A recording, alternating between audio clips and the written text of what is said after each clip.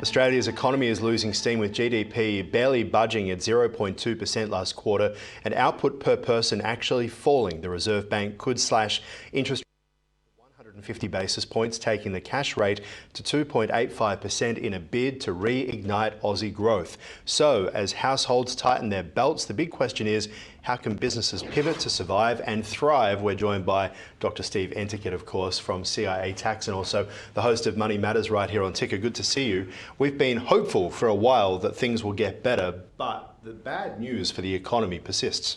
Well, one of my favourite passions, and yours as well, is economics and politics. And I really hate the way the buggers, and I could have used another B word there, they mess with our minds. They really do. You know, capital expenditure in Australia, or in capital investment in Australia, has been falling for a very long time, especially in that COVID period and post-COVID period.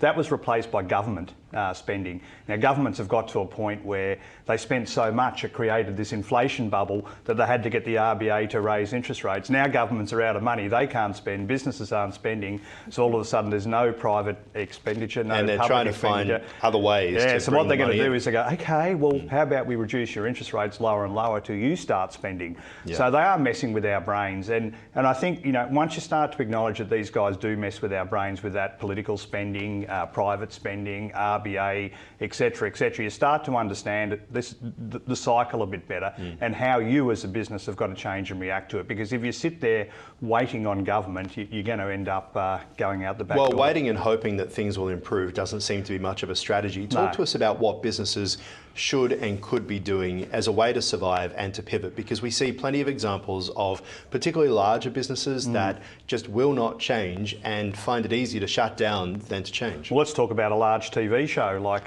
something like The Project, or which Q&A, which we're now seeing as well. That's right. These so big expensive things that's right. The money just isn't there anymore, and they carry on as if it is. That's right, and they have been able to be, you know, the fat has been there because there has been the revenue matched to that industry where you could have 60 people on staff to produce one show every night. But it began declining. The advertising revenue began declining 10 years ago. That's right. But they couldn't change their processes. Exactly. Yeah. And so when that happens, you end up in a pretty difficult place. And really, you know, it's like death by 1,000 cuts to a degree, until the point where it gets to the final cut. So any of these high-cost TV shows or high-cost businesses or whatever, it is only a matter of time. You really need to be on a very thin expense to revenue budget at the moment, because you won't survive. Things will change very quickly in the economy ahead. If you're relying on fat revenues to provide a fat business, I can tell you you're in trouble in the next 10 years. Yeah, it's interesting. Over the weekend, I was at one of my favourite coffee shops, a guy my age who's built up you know, an empire of 3 coffee shops across Bayside Melbourne, now having to sell 2, going down to 1. And we spoke about how frustrating it is to be at this age where we're meant to be in the absolute you know, money earning point of our lives, and yet the economy is going the other way. We spoke about how it felt like the only thing you can do right now is be a turtle, hide in your home and wait for it to pass. Yeah, or be a very small, lean machine, and that's the way to handle these economies. But that was my first tip. I got 5. So the other thing we've got to look at is, we're a bit, you know, Ticker's a global network. You've got to look around the world. You know, in places like Australia where the fat is being trimmed and people are pulling back and there's thrift and all that sort of thing going on, cost of living's rising, less discretionary spending. There are other countries around the world, Africa or India, Asia, wherever it might be, they're actually in booming middle class economies. So if you're a local business and you can have a global perspective, yeah, now's the time to look outside the Australian bubble or the Canada bubble or whatever bubble you're in, and start to go, okay, what else is doing around the world, and adapt your product, your service, whatever it might be, to suit those countries. And some of the other points?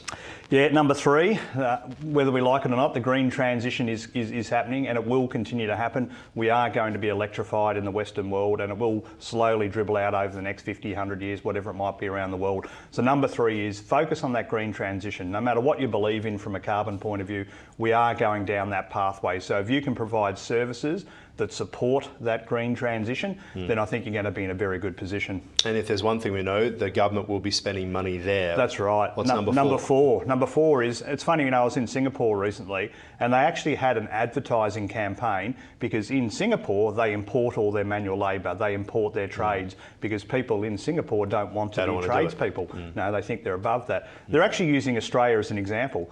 The new rich in Australia are the tradespeople, the electricians, the carpenters, the builders, the plumbers. They're actually doing very, very well across the industry. So if you're looking at that from a global perspective, look at the Australian model. The tradesperson in Australia is a highly skilled, high income, very tax efficient structure. And so, number 5? Number 5, the last one, I love this one, it's data. We are in a big data world.